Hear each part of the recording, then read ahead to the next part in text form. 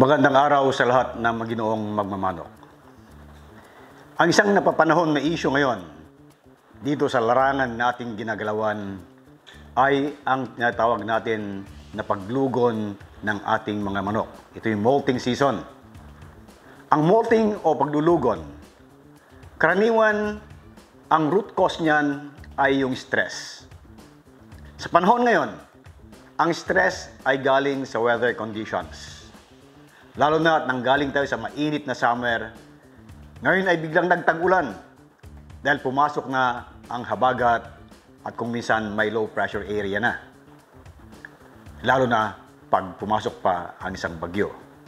So itong mga weather conditions na ganito na nakaka-stress sa manok ay magiging dahilan para maglaglag ang kanilang balahibo.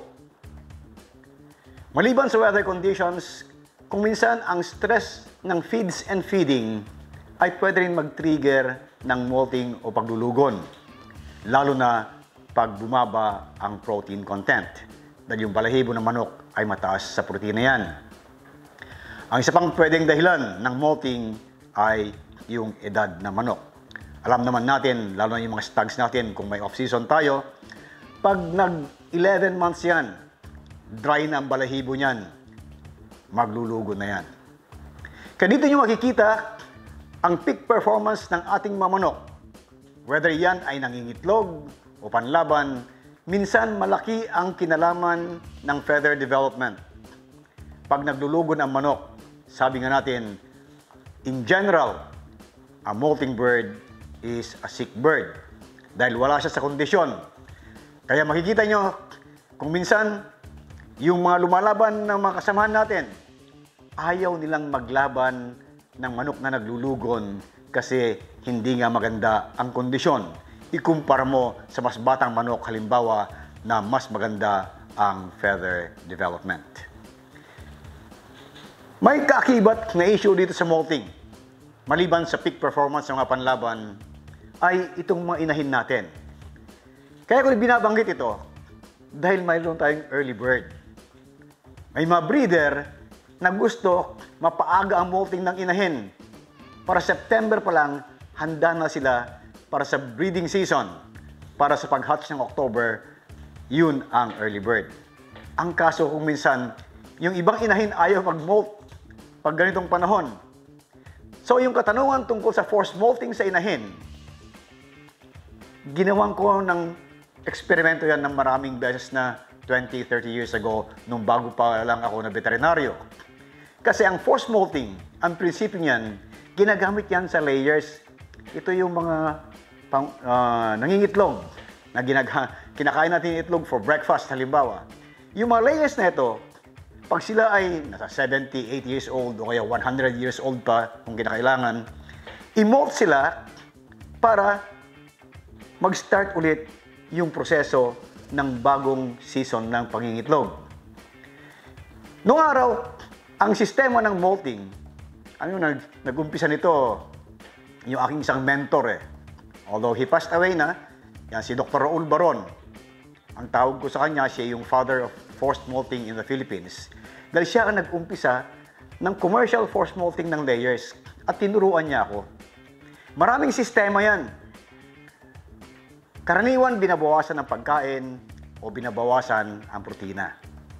Kung minsan, ito yung pinakamatindi, yung tinatawag na California system nung araw. Ayawan ko kung yun pa yung tawag hanggang ngayon. Pero ito yung no feeds for about 10 days. Siyempre, dun sa cruelty against animals, ayaw nila yan. Pero nung araw, wala namang cruelty ganyan. So, yung sistema ng forced molting, sa unang araw nga, no feeds, no water. Then next 10 days, walang pagkain talaga. Yung mga layers, maglalaglag ng balahibo. Kasi on the 11th, 12th, 13, unti-unting pinapakain yan. Pero dahil na-stress sila sa kawalan ng pagkain, walang protina, walang amino acids, walang energy, maglulus yan ng kanilang mga feathers. So ito yung forced molting. Nakita nyo, ang mga layers nito, hindi sila na-expose sa masamang panahon. Kasi nandun sa loob ng poultry house. Pero feeds ang naging dahilan para sila ay maglugon. Ito yung tinatawag natin na forced molting. Sinubukan ko yan sa mga inahin ko nung araw. Nung panahon pa ng LGBA, mga late 90s at early 2000. Sinubukan ko yung sistema.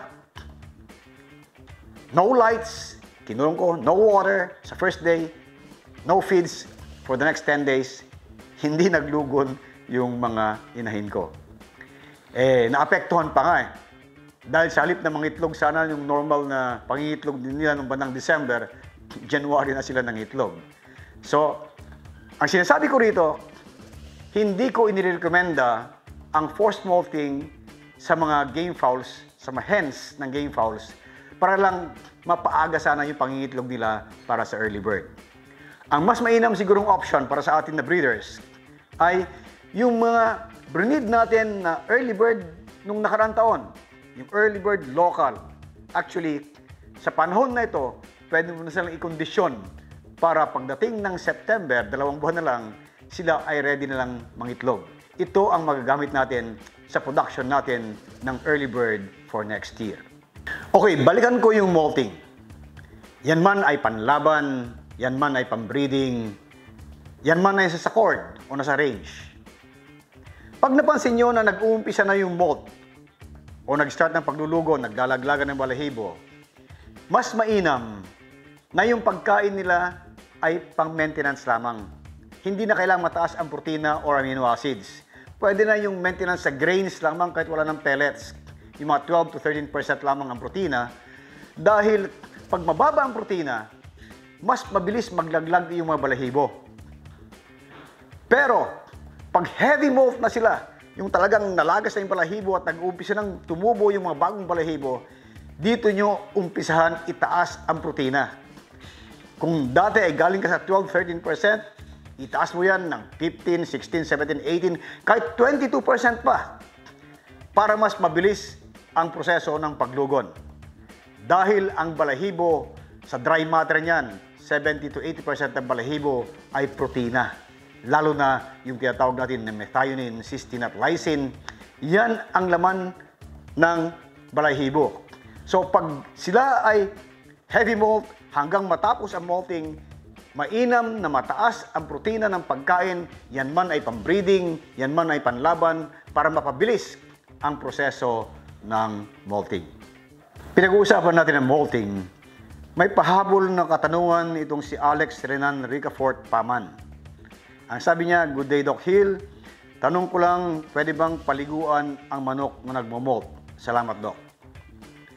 In general, yung mga naglulugon, hinahayaan lang natin sa range o hinahayaan natin sila sa cord. Ang tanong ni Alex Renan, pwede bang paliguan? Yes, pwede. Kung ang tanong ay yes or no. Pero sabi ko nga, in general, hinahayaan lang natin sila, normal lang sila nandyan. Pero kung gusto mong paliguan, dahil marami kang dahilan, pwede mong paliguan. Halimbawa, napansin mo, merong mga feather mites. Pag hindi mo pinaliguan yan, yung feather mites, sisirain yung mga bagong balahibo. Lalo na pag yung parang may balot pa sa dulo, hindi pa nakakalabas. At may feather mites, kakainin ng feather mites yung bagong tubong balahibo. Pati yung dulo, yung puno, yun ay may dugo-dugo kasi. May greenish ang color kuminsan o ay bluish. Kakainin ng feather mites yan. Kaya ito yung pagkakataon, Alex, na pwede mong paliguan ang manok.